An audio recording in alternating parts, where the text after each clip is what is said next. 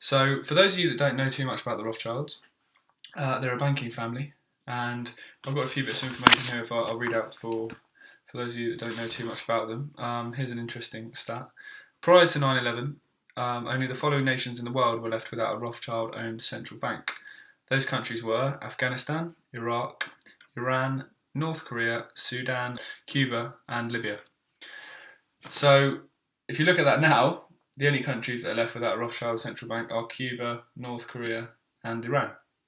So prior to 9/11, so you're talking Afghanistan, Iraq, and Sudan to add to those, and Libya, sorry. And if you look at the past, what's that since 9/11, 2001, so you look at the last 13 years, we've had a war in Afghanistan, we've had a war in Iraq, we've had an attempted war which failed completely because there was produced no evidence to support it in Iran. They tried to claim that Iran had weapons of mass destruction as well, which obviously was a complete smokescreen in Iraq, and people saw through it, fortunately for Iran, and that kind of halted that slightly. We've seen the overthrowing of Gaddafi in Libya, which has led to a Rothschild-owned central bank there. The Sudan is something that I'm not too familiar with, so I'm not going to talk about that because I haven't done enough research into that to really have an opinion on that.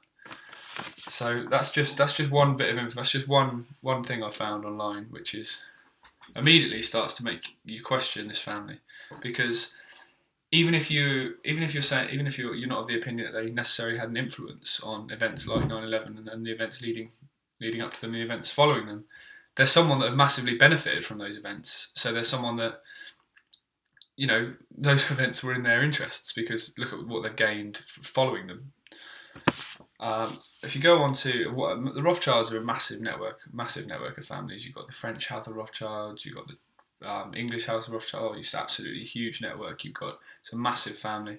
But one of the top guys in this country is in the UK is a guy called Jacob Rothschild, who, interestingly enough, I've heard and I've done a bit of research into, and the character in The Simpsons, Mr. Burns, is supposedly modelled on. And this is a quote from Jacob Rothschild. It says, "Hello there. My name is Jacob Rothschild. My family is worth $500 trillion. We own nearly every central bank in the world. We finance both sides of every war since Napoleon. We own your news, the media, your oil, and your government, and you've probably never heard of me."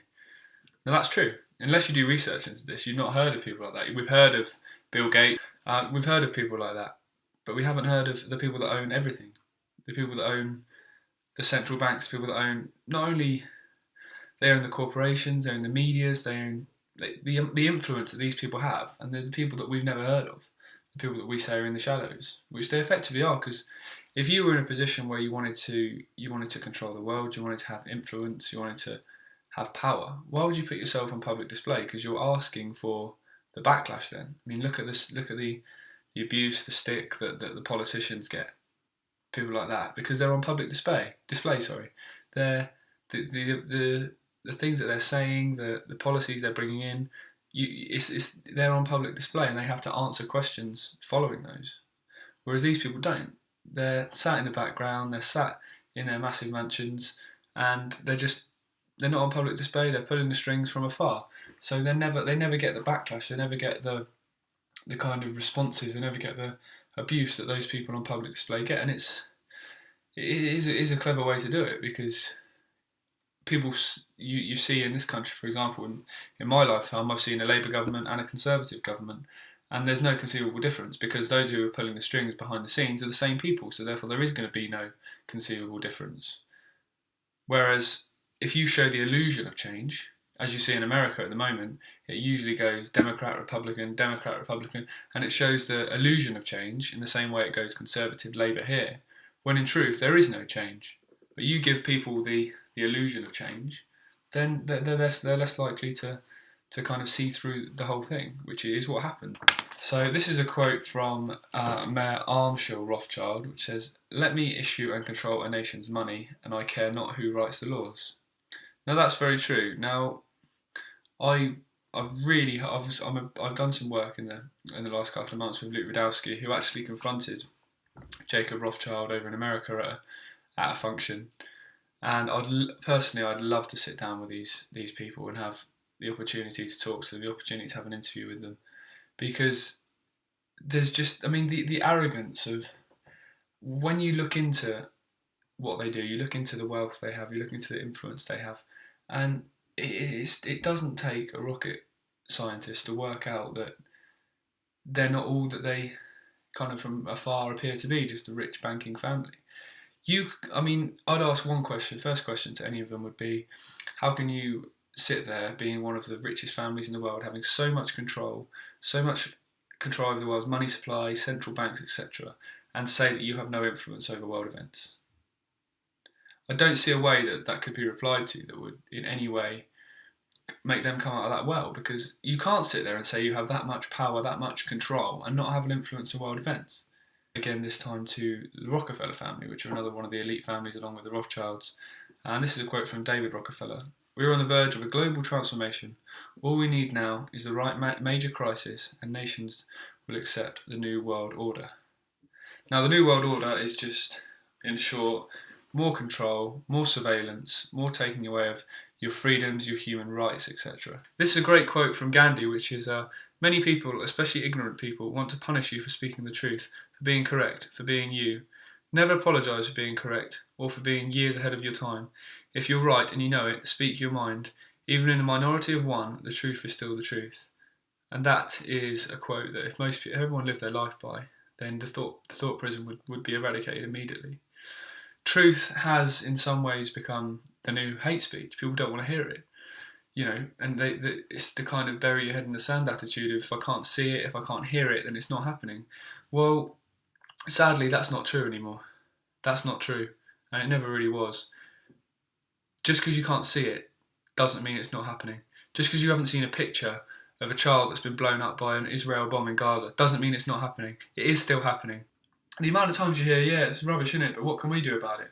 Well, if everyone had that attitude about everything, then nothing would ever change. Look at what's going on in this country with the homeless around the country and that kind of thing, with the spikes that they're trying to bring in and those kind of things. I mean, what kind of society do we live in where they think the answer to homelessness is bringing in spikes? It's ridiculous. Absolutely, it's inhumane. And if people got that kind of passionate about causes like that as well, then you'd notice a change very, very quickly, because this agenda can only continue because we're allowing it to. And they know that. They full well know that. They know that without our compliance, it's game over for them. Like I said, there's 7 billion of us. 7 billion people.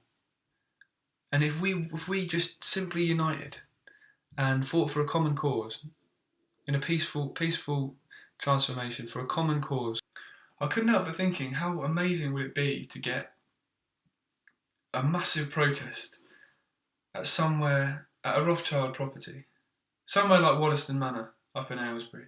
Would be absolutely amazing, because they're the people that are pulling the strings. They're the people that are making these decisions. They're the people that fund the likes of Israel and so on, that are funding the likes of ISIS, that funded the Nazis, that have basically funded both sides of every war since the Second World War. And once you start to not necessarily, well, I don't know how much a protest, but start to show that you're not having it anymore. Start to show that we're not falling for it, that it's Cameron, that it's Obama. I'm not saying those guys are nice guys, but well, hell, they're not.